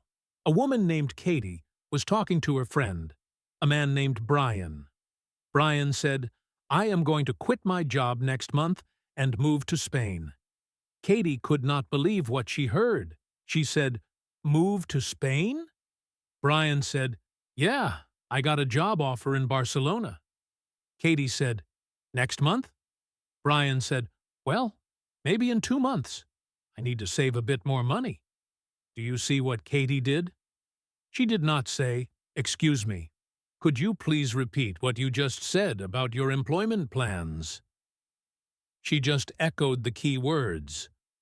Move to Spain. Next month. This showed Brian that she was listening and that she wanted to confirm the most important pieces of information. It also gave him the chance to correct himself or add more details. The echo technique is perfect for moments of surprise or disbelief. It is perfect when someone tells you something unexpected. You just repeat the most surprising part with a questioning tone. It is short, it is natural, and it keeps the energy of the conversation moving forward. You can also use the echo technique when you did not quite hear a number or a name. If someone says, "My phone number is," and then they say a string of numbers that sounds like a blur, you can echo the last few numbers. Did you say 4729? This is much more natural than saying, "Could you please repeat the entire phone number?" You are just confirming the part you are least sure about. Try this the next time someone tells you a time, a date, a price, or a phone number. Just echo the number with a question in your voice. It works like magic every single time. The next thing I want to share with you is about the words you use right before you ask your repair question. These words are called softeners, and they are the difference between sounding demanding and sounding polite. Think about the difference between saying, "What?" and saying, "Sorry, what was that?" The first one sounds aggressive. It sounds like you are annoyed. The second one sounds gentle. It sounds like you are genuinely trying to listen. The word sorry in this context is not an apology. It is a social lubricant. It makes the interaction smooth. There are many softeners you can use. You can say, "Sorry." You can say, "Excuse me." You can say, "I am sorry, but." You can say, "Just quickly." You can say, "I hate to interrupt, but." All of these little phrases soften your question. They wrap your request in a polite blanket so that the other person feels respected. Let me give you an example of the wrong way and the right way to ask for repetition. Imagine a woman named Natalie is talking to a man named Omar. Omar is telling her about his weekend. Natalie did not hear the last sentence. If Natalie just says, "What?" Omar might feel like he is being judged. He might feel like he is speaking poorly. But if Natalie says, "Sorry, I missed the end of that. What did you say?" Omar feels completely different. He feels like she cares about his story. She just missed a small piece. The softener changed the entire emotional tone of the interaction. And the beautiful thing is that these softeners do not require any extra grammar knowledge. They are just short phrases that you can add to the beginning of any repair question. "Sorry, what did you mean by that?" "Excuse me, could you say that again?" "Just quickly, what time did you say?" These are the phrases that make people want to help you instead of feeling annoyed by you. Now, I want to talk about something very personal. Something that goes beyond phrases and techniques. I want to talk about your identity as an English speaker. Many B1 learners carry a heavy burden with them. They carry the belief that they are not real English speakers yet. They think that real English speakers are native speakers. They think that real English speakers never make mistakes. They think that real English speakers are people who were born in England, or America, or Australia. And because they were not born in those places, they believe they are fake English speakers. They are pretending. They are waiting for some magical day in the future when they will finally become a real English speaker. I need you to let go of this belief right now. I need you to hear me clearly on this. You are a real English speaker. Right now. Today. In this moment. The fact that you are listening to this lesson, the fact that you are understanding these words, the fact that you are learning and growing, that makes you a real English speaker. There is no magical finish line. There is no exam you have to pass to earn the title of English speaker. If you use English to communicate, even imperfectly, even with mistakes, even with misunderstandings, you are an English speaker. Period. I tell you this because your identity affects your ability to repair conversations. If you secretly believe you are a fake English speaker, then every misunderstanding will confirm your fear. Every time you do not understand a word, you will think, "See, I knew it. I am not good enough. I am not a real speaker." And that fear will make you freeze. It will make you stop asking questions. It will make you hide behind your smile and your nods. But if you truly believe that you are a real English speaker, then misunderstandings just become normal communication bumps. They are not evidence of your failure. They are just part of the process.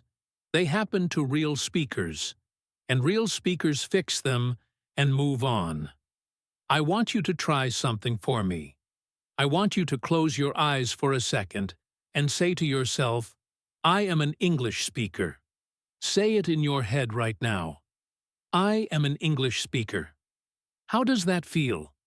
Does it feel true? Does it feel uncomfortable? Does it feel like a lie?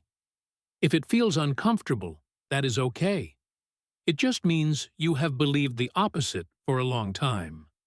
But I want you to keep saying it. Say it every morning when you wake up. Say it before you walk into an English conversation.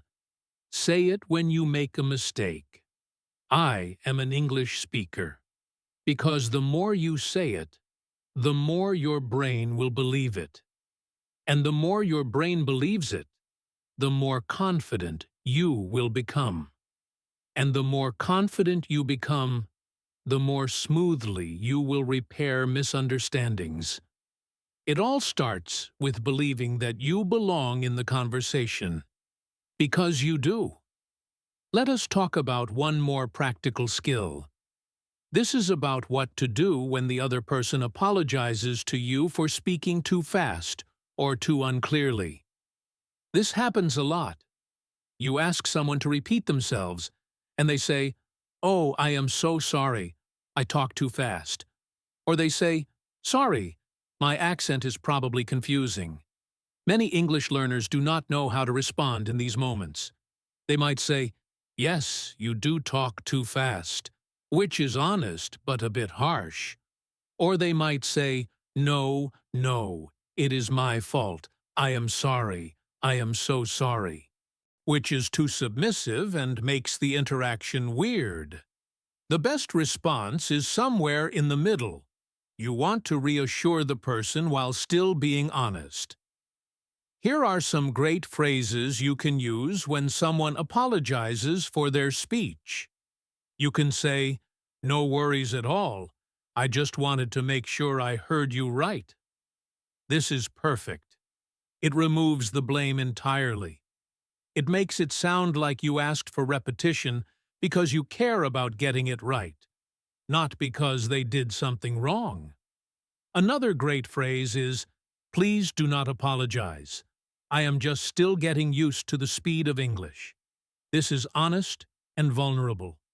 It makes the other person feel empathy for you instead of guilt. You can also say, "It is totally fine. English is not my first language, so I just ask for repetition a lot." This is a very confident thing to say. You are owning your identity as a learner.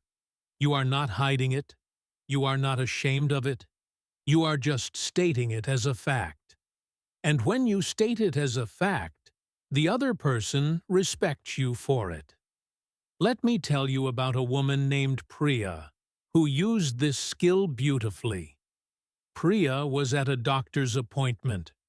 The doctor was explaining something about a medication. The doctor was speaking very fast. Priya said, "Sorry, could you slow down a bit?" The doctor immediately looked embarrassed and said, "Oh, I am so sorry. I know I talk too fast when I get excited." Priya smiled warmly and said, "Please do not worry. I just want to make sure I understand the instructions perfectly, so I take the right dose." The doctor's face completely relaxed. He smiled and said, "Of course, that is very smart of you. Let me go through it again slowly." In that moment, Priya took control of the conversation. She turned an awkward apology into a moment of mutual respect. She showed the doctor that she was not bothered by his fast speech. She was just being responsible. That is the kind of interaction that leaves both people feeling good. Now, I want to talk about one of the hardest situations you will ever face in English. This is the situation where you ask someone to repeat themselves, and they repeat it, and you still do not understand. They say it a second time, and it still sounds like a jumble of sounds. This is the moment where most learners panic. They feel like they cannot ask a third time. They feel like they are being annoying. They feel like the other person is getting frustrated. So they just nod and pretend to understand. But I am going to give you permission right now to ask a third time. You can absolutely ask a third time. You just have to change your strategy. If the first repetition did not work, asking them to repeat it the exact same way will probably not help. You need to change something about the request. You need to give them a different way to help you. You can ask them to say it slower. You can ask them to say it louder. You can ask them to write it down. You can ask them to spell it. You can ask them to use different words. Any of these is a valid strategy for a third attempt. Let me show you how this sounds in a real conversation. A man named Leo was talking to a receptionist at a hotel. The receptionist said, "Your room is on the third floor, and the Wi-Fi password is on the back of the key card." Leo did not catch the part about the Wi-Fi password. He said, "Sorry, what was that?" The receptionist repeated, "The Wi-Fi password is on the back of the key card." Leo still did not understand. He heard the word password and key card, but the connection between them was unclear in his mind. He took a breath and used a different strategy. He said, "Sorry, could you write that down for me? I want to make sure I have it right." The receptionist smiled, wrote it on a piece of paper, and handed it to him. Problem solved. Leo did not pretend. He did not panic. He just changed the method of communication. Another great strategy for a third attempt is to ask the person to use different words. You can say, "Sorry, I am still not quite getting it. Could you say that in a different way?"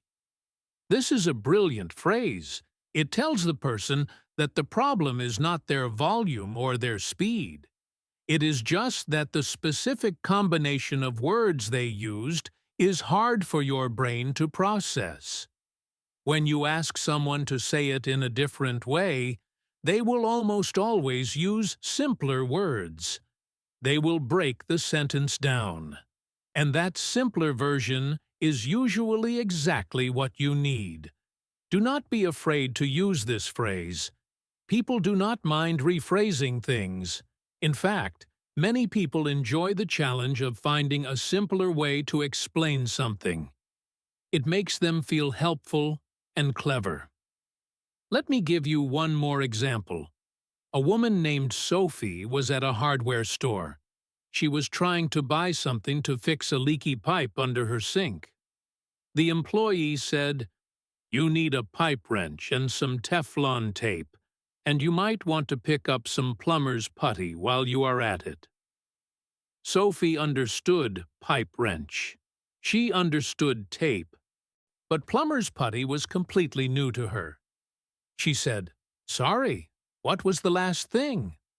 The employee said, "Plumber's putty. It is a soft material you use to seal joints." Sophie still did not quite understand how it was different from tape. So she used her rephrasing strategy. She said, "Sorry, could you explain that in a different way? What exactly does the putty do?" The employee thought for a second and said, "Okay, imagine it like soft clay that you press around the pipe to stop water from leaking out. It is like a barrier." Sophie said, "Oh, I understand now. Like clay. Thank you." By asking for a different explanation, Sophie got an image in her mind that made the concept clear. The employee did not get annoyed. He actually enjoyed explaining it. He liked feeling knowledgeable. So remember, asking a third time is not a crime. It is a legitimate strategy. You just have to change the way you ask. I want to shift now to something that happens at a slightly higher level.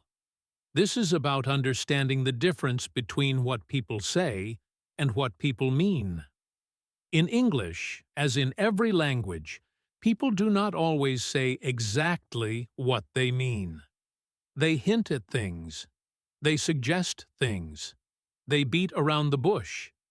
This is called indirect communication, and it is one of the hardest things for English learners to navigate. Because even if you understand every single word, you might still miss the real message that is hiding underneath the words. Let me give you a very common example. Imagine a man named James is at his friend's house for dinner. It is getting late. It is 11 o'clock at night. James's friend, a woman named Claire, starts yawning. She says, "Wow, look at the time. I did not realize it was so late." She does not say, "James, you need to leave." She does not say, "I am tired and I want to go to bed."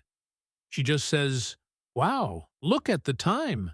If James takes her words literally, he might say, "Yeah, it is pretty late." And then he just keeps sitting there. But if James understands indirect communication, he knows that Claire is actually telling him it is time to go. She is just being polite by not saying it directly. So James says, "I should probably get going. It is getting late for both of us." Claire says, "Yes, it was so lovely having you over." And they have a warm goodbye. This is a very subtle form of conversation repair. You are not repairing words. You are repairing meaning. You are reading between the lines. There are many common indirect phrases in English that you should learn to recognize.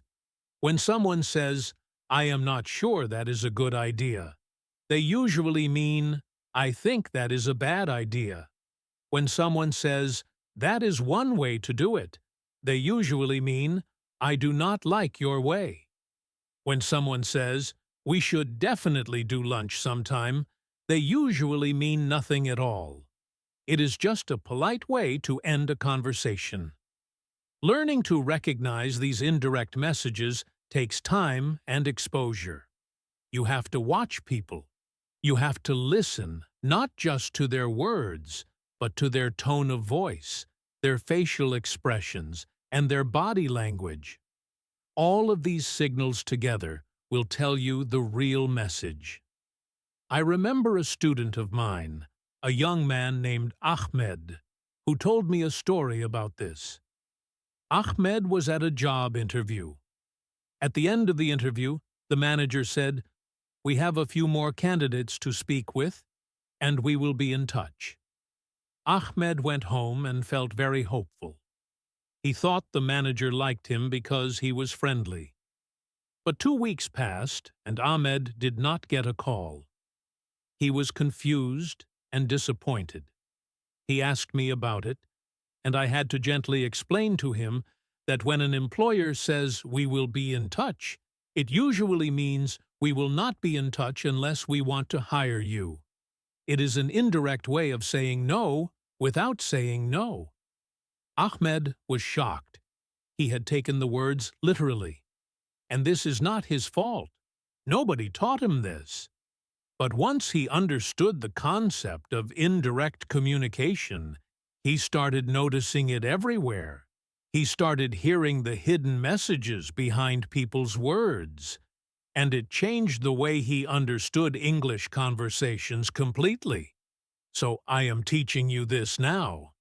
Listen to the words, but also listen to what is behind the words. The real message is often hiding just below the surface. Now, let us talk about something that brings all of these skills together into one beautiful package. I want to talk about active listening. Active listening is the foundation of all conversation repair. If you are not actively listening, you will not even know when a misunderstanding has happened. You will not know that you need to repair something. Active listening means you are not just hearing sounds. You are processing meaning.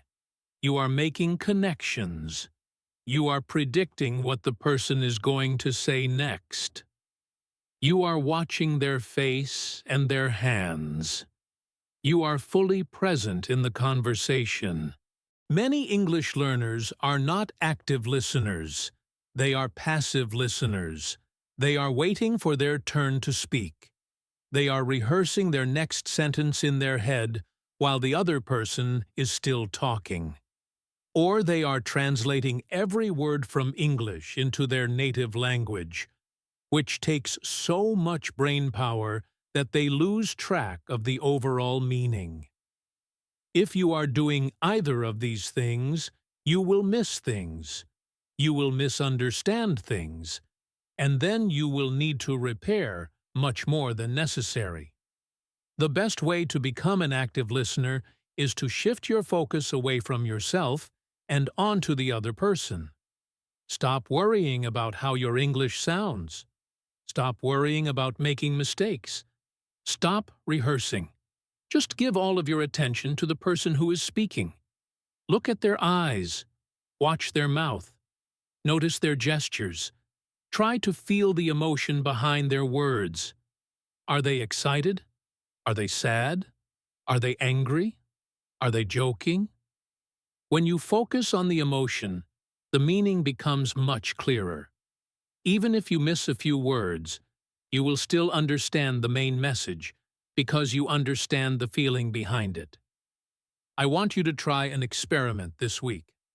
I want you to have at least one English conversation where your only goal is to listen, not to speak, not to impress anyone, just to listen. Give the other person 100% of your attention.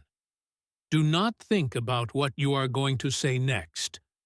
Just absorb their words. Notice how much more you understand when you are truly present. Notice how much easier it is to catch misunderstandings early before they become big problems. Notice how the other person reacts when they can feel that you are really listening to them. People love to be heard. When you give someone your full attention, they feel valued, they feel respected, and they will be much more patient and understanding when you do need to ask a repair question, because they know you are trying. They can see it in your eyes. As we come to the end of our time together, I want to put all of these pieces into one clear mental map for you. You have learned the basic repair questions like "Sorry, I didn't catch that," and "What do you mean by?"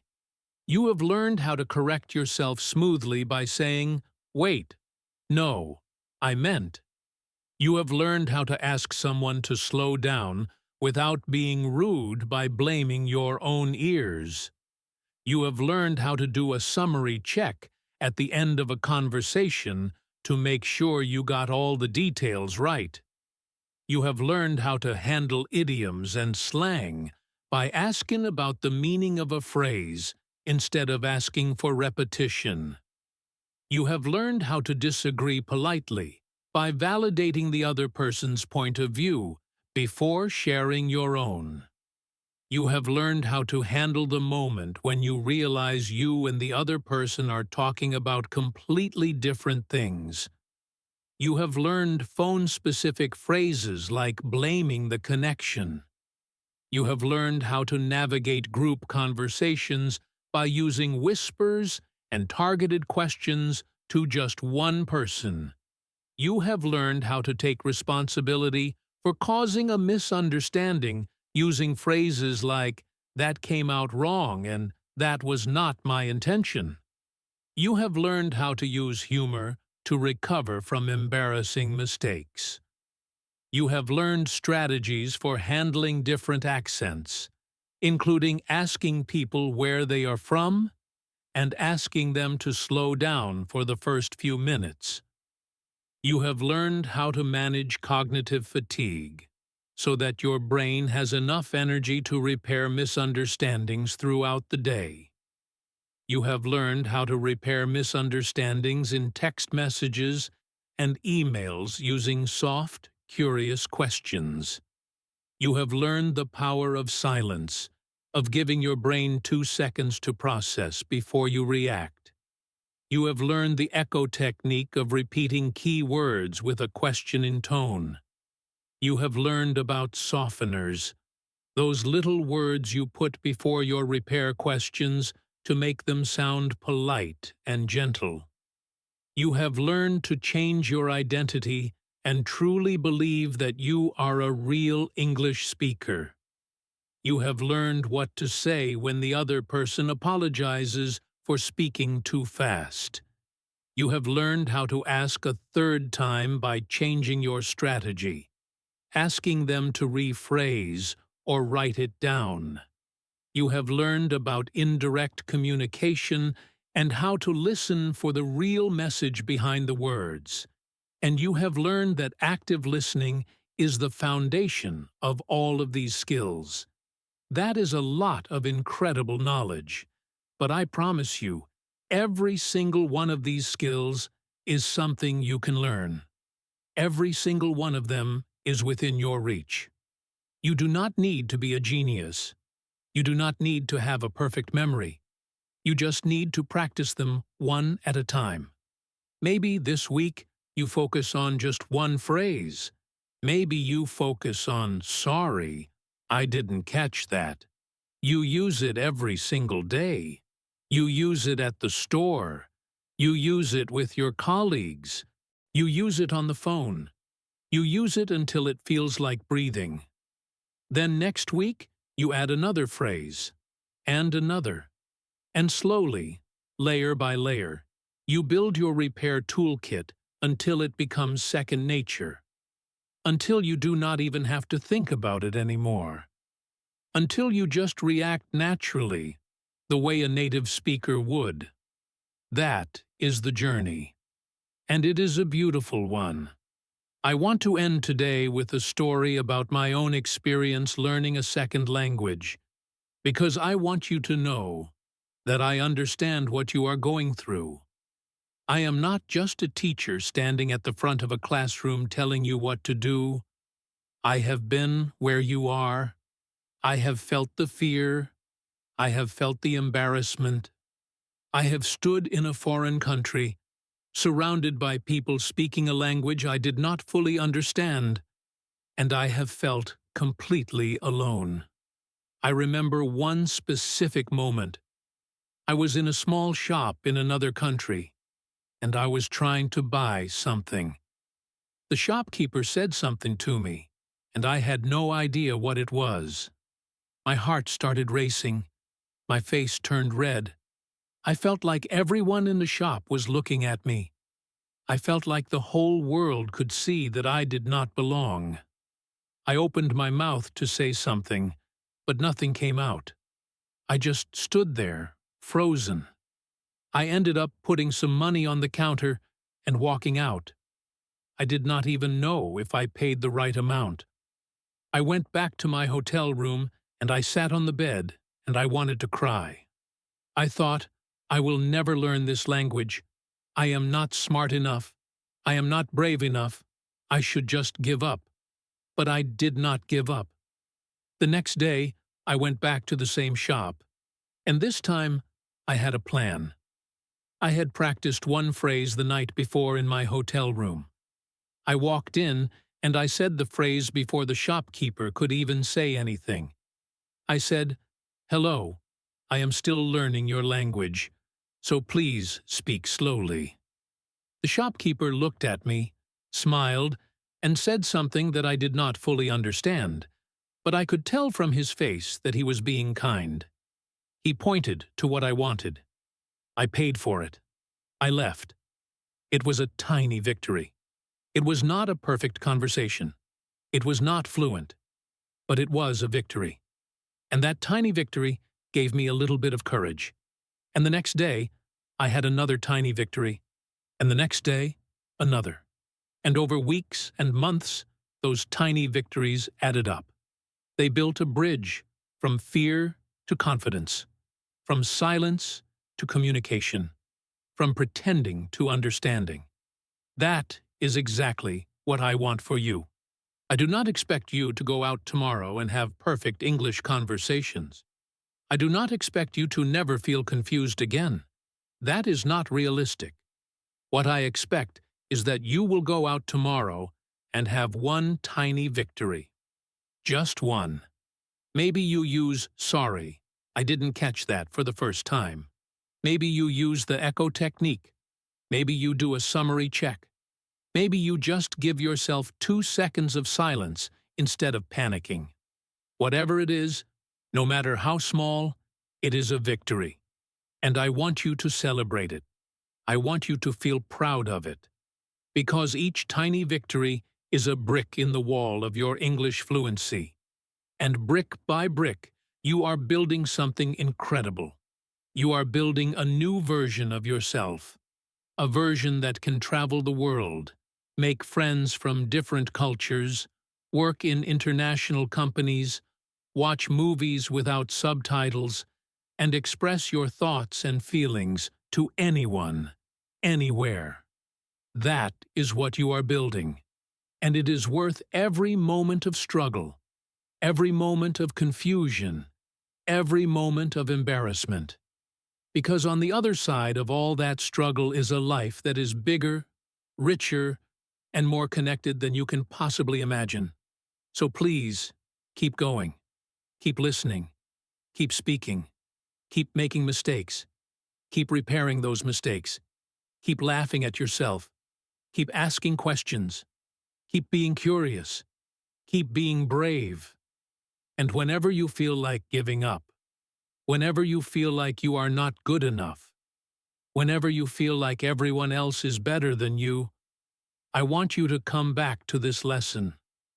I want you to remember that Alex believes in you. I want you to remember that you are a real English speaker. I want you to remember that misunderstandings are not failures. They are opportunities. And I want you to remember that every expert was once a beginner. Every fluent speaker was once a confused beginner who kept going anyway. Thank you for spending this time with me. Thank you for trusting me with your learning journey. Thank you for being part of the English in Fluency family. If this lesson helped you, please subscribe to the channel. Tell your friends about us. Leave a comment and share a story about a time you successfully repaired a misunderstanding. I read every single comment, and your stories inspire me to keep making these lessons. You are the reason I do this. You are the reason this channel exists, and I will never stop making lessons for you. We have so much more to learn together. So much more to explore, so much more to practice. But for today, you have done enough. You have learned enough. Take a deep breath. Smile. And be proud of yourself. I am Alex from English in Fluency, and I will see you in the next lesson. Until then, take care of yourself. Be kind to yourself, and keep going. You have got this.